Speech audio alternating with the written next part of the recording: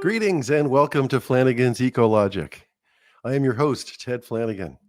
And today we're talking about batteries, electric vehicle batteries, and how a fellow by the name of Scott Case, a CEO and founder of Recurrent, has created a business out of defining the health of batteries in EVs.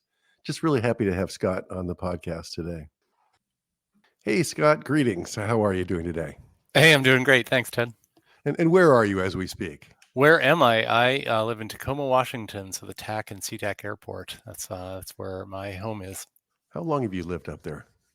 Well, in the Pacific Northwest, basically since high school. So, I've been around a little bit. I was born in New Jersey. I don't know. Is this like a biography section of the podcast? So, hey, we'll just get born in New Jersey. I lived in Houston a little bit. But yeah, Pacific Northwesterner for a while. People love that part, Scott. I know. We'll get quickly to the business model, but all right. You went to Williams College. What did you study there? Oh, I did not study used cars. I studied economics and political science, and then got a.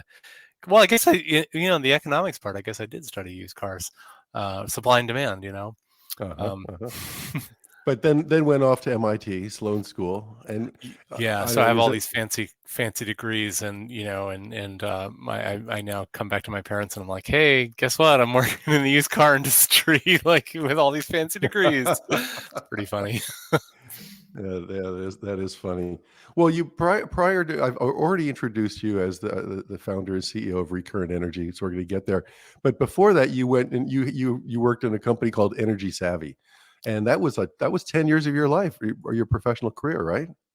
Yeah. Well, hang on. Before we talk about EnergySavvy, I want to make sure that we get our name right, because there are a wild number of Recurrent companies, and there is a Recurrent Energy, which is a solar developer in Canada, I think, and there's also Recurrent Technologies, which is a seller of used computer equipment to companies, and there's even a Recurrent Ventures, which is like a magazine publisher. So we're all in different categories, but I don't want to send traffic to the wrong Recurrent. So Recurrent EV or Recurrent Auto, or we just go by Recurrent. So yeah.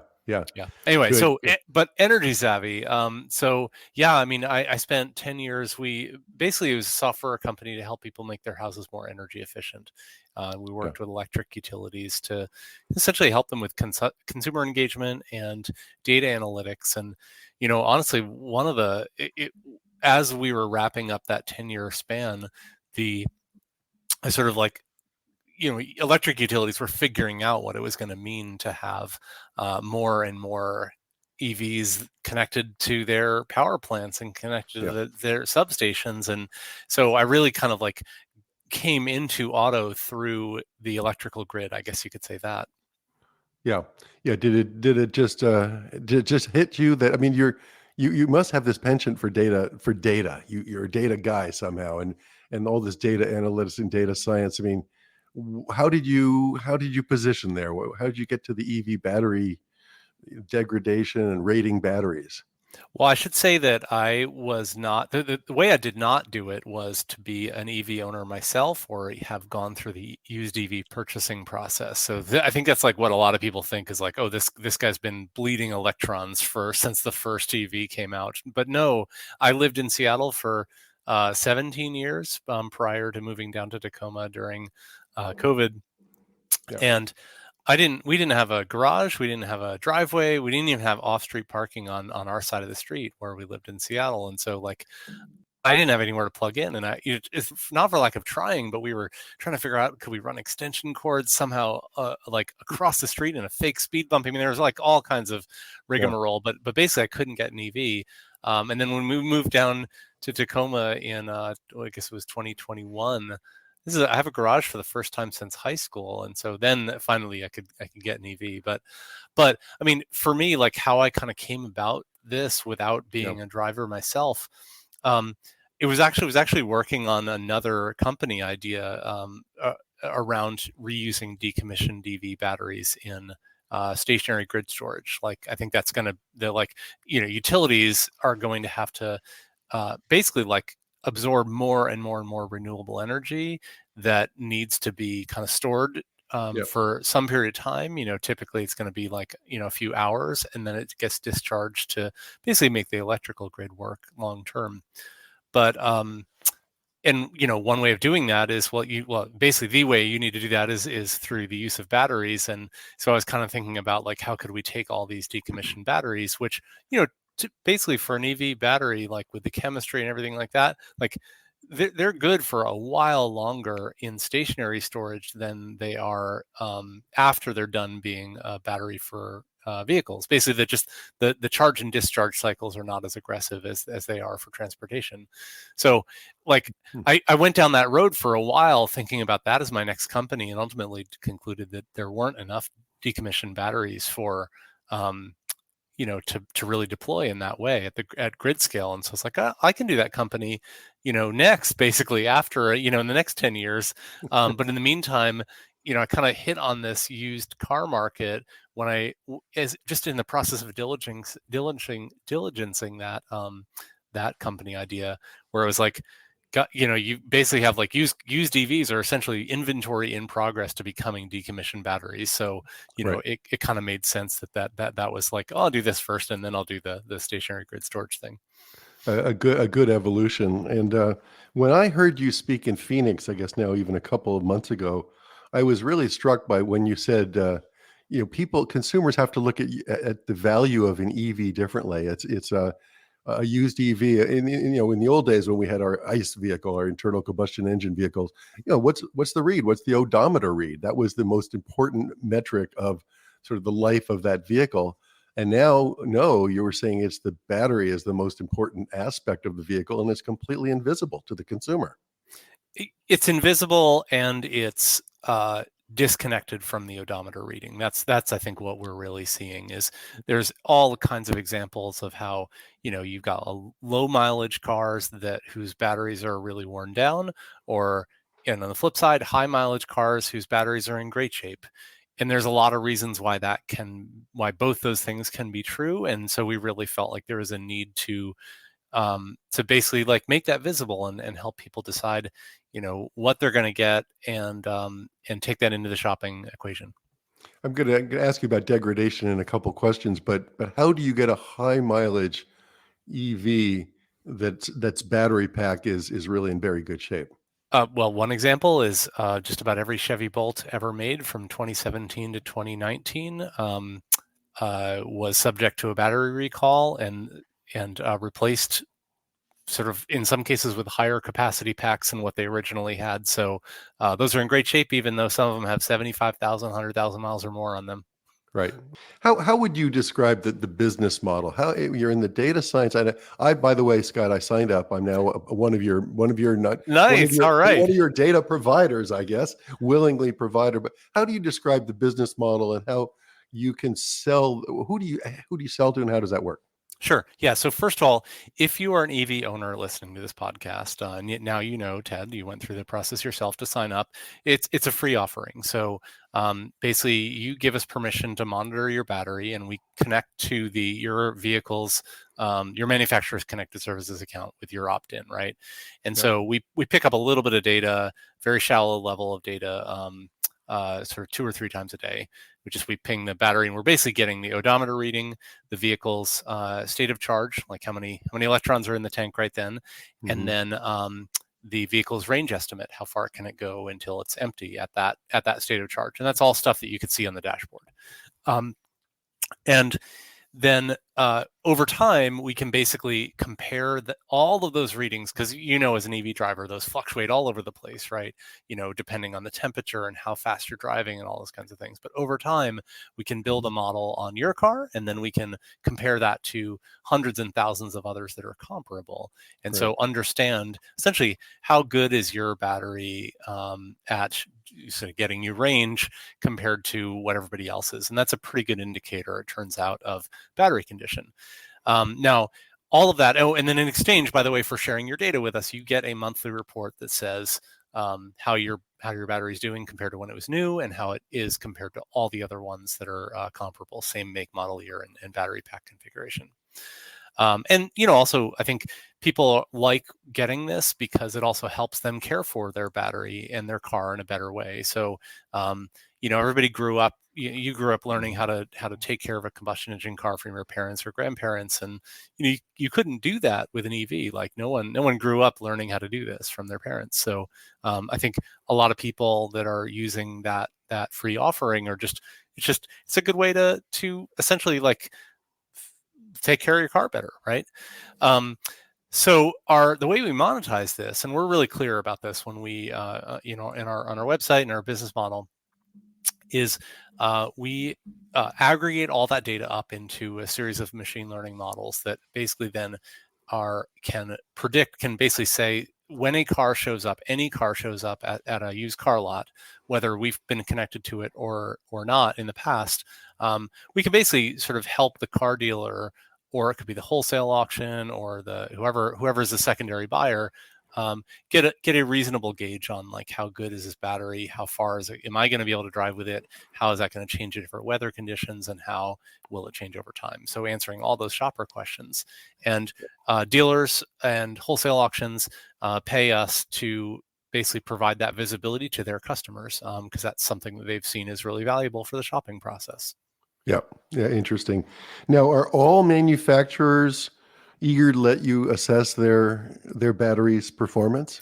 Well, I don't think all manufacturers know who we are, but that's definitely been changing over time. I think what's cool about this from an automaker perspective and dealership perspective is that generally speaking, the used EV shopper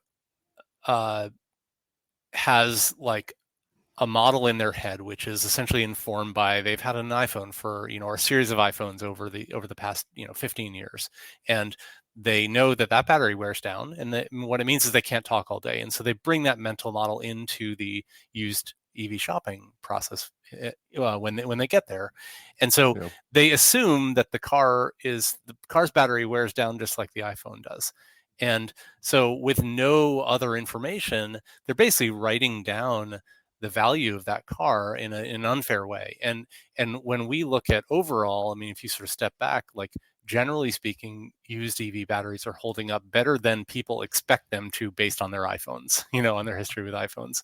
So what that all means to the automakers is, with us as an independent third party providing transparency and helping people understand when they go to shop in the used market, that it's actually not as bad as they think most times. There's variability, but most of the time Yeah. it actually improves the resale value of the car, which is great for the automaker because it means their residual values are higher, and it means they can invest more and make the transition to electrification faster. Yeah, that makes sense. I wanted to circle back. You said for an EV driver who's getting these monthly reports, they might learn how to take care of their batteries a little bit better. And how do you do that? Is it the same as with an internal combustion engine? You don't want to jam on the accelerator and you don't want to be jerking back and forth, or is it different? Well, I suspect that most of the people that are listeners to your podcast are like, longtime EV owners at this point, and they know exactly what they're doing and have done all of the research on themselves.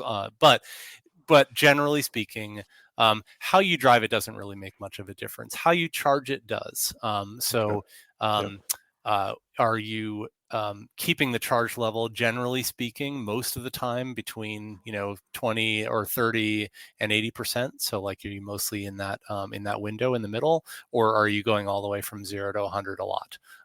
That for the that term is called depth of discharge, and what's the average depth of discharge? That's a factor. Um, another factor is that we've seen is uh, frequent use of DC fast charging. Yeah. Now, this isn't. There's a nuanced story here because we actually did a study. We've done a number of studies, but we did one that got a lot of press a couple of months ago, where we were comparing Teslas that were frequently fast charged to ones that were Yeah. rarely fast charged, and we didn't see a lot of difference in their dashboard range displays. But there's a lot more nuance, underneath the data of that.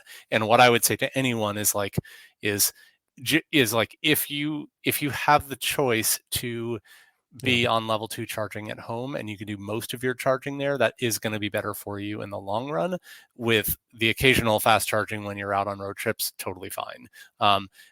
If all you're doing is feeding your car a diet of DC fast charging, like I think that it is going to wear the battery down a little faster on the margins, and that is going to vary from car to car. Yeah. From manufacturer to manufacturer based on different battery chemistry and electrical engineering choices they've made. But interesting. I mean, I know a lot of Tesla owners that are just using that supercharging network, and they're always at a DC fast charge as opposed to the level 2. Yeah, that does exist, and however, I will say that the across the board, it's something like 80% of charging events happen at home. So, and those are Yeah. all level 2 charges, right? So you do have folks that don't have a setup like me in Seattle, right? I didn't have a way to fast charge or to have home charging, right? Because I didn't have the garage or driveway or off-street Right. parking, so Right. I didn't have an option at that point. So there are some that's kind of unavoidable, but because you do, there are, except for situations where someone, even if you don't have a place to charge at home, like you might have a level 2 charging at your place of work that you can charge Yeah. during the day, and I actually think that's a great option.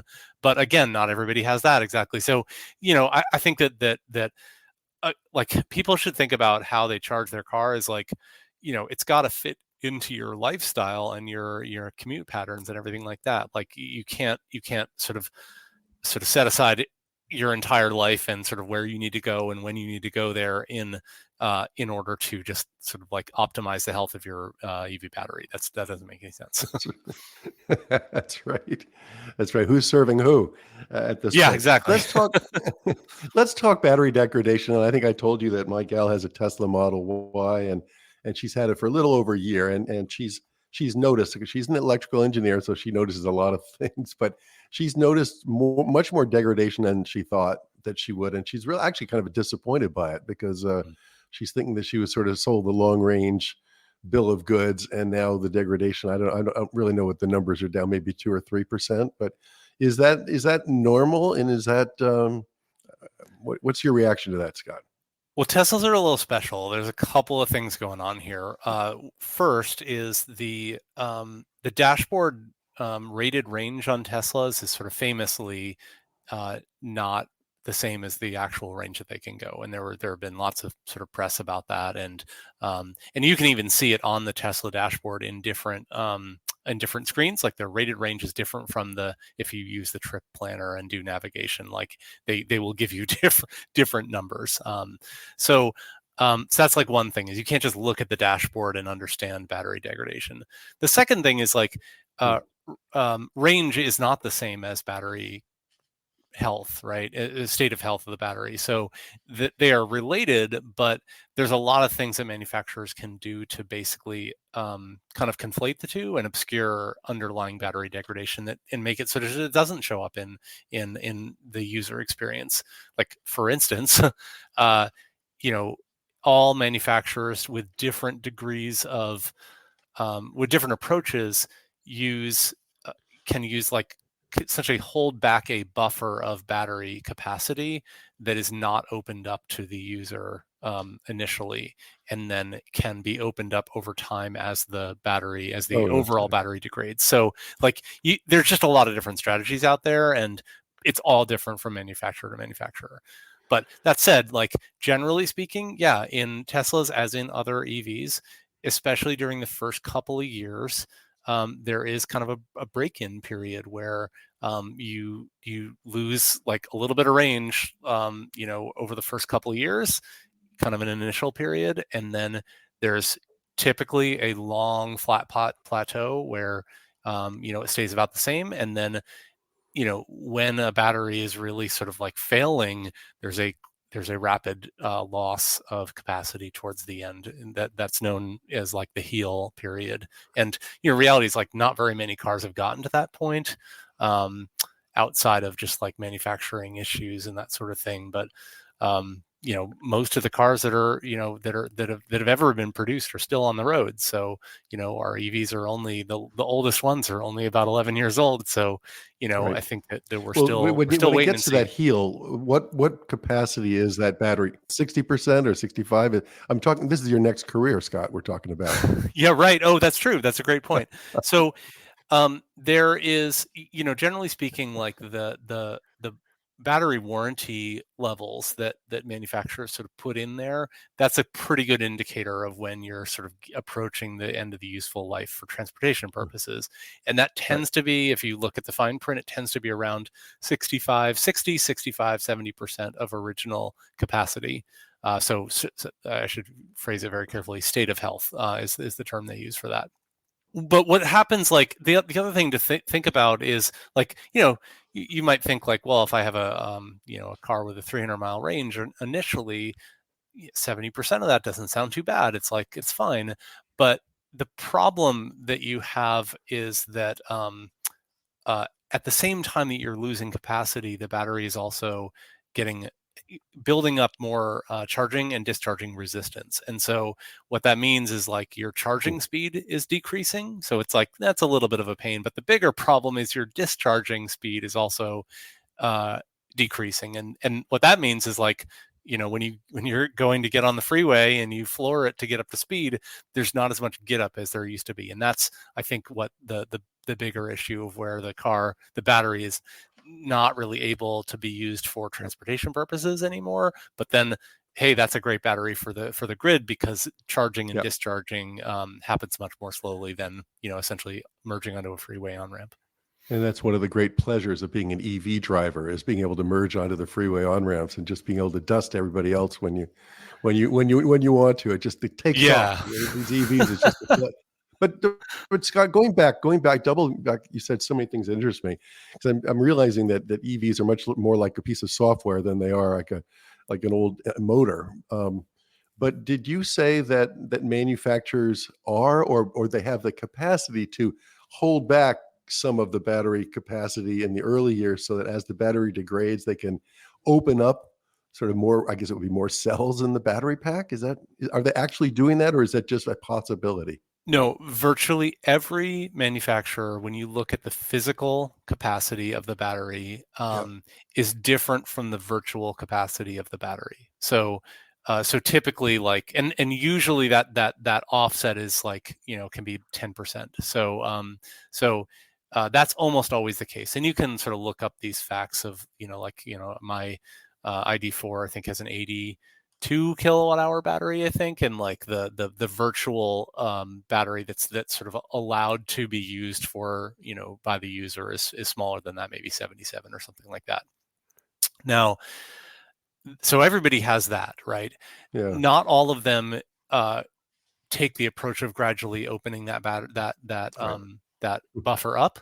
Um, that's where you get some manufacturer differences. Some of them just sort of maintain that, so that they ensure that you're never actually, even if you are going from 0 to 100 of the virtual battery, you're not actually going from 0 to 100 of the physical battery, because they know that would be very, very destructive. And so they're Yeah. essentially, like, keeping those guardrails on the user behavior. Mhm. But, and there are other situations, like Tesla has definitely done this, where they have models of vehicle where, like there you could buy, like, a like the Model S's used to have, like, 60 and 80. They had, like, numbers associated with Yep. them, which Right. corresponded with the kilowatt hour capacity.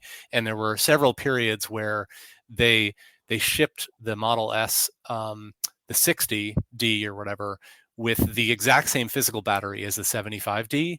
And then after the fact, you could pay to unlock the rest of it, Right. basically. So you could Yeah. pay to upgrade it from a 60D to a 75D after the Yeah. fact, anytime. Upgrade your software. Yeah, And exactly. Yeah. I think I heard that some of the Teslas have all the same speakers in them for the stereo system.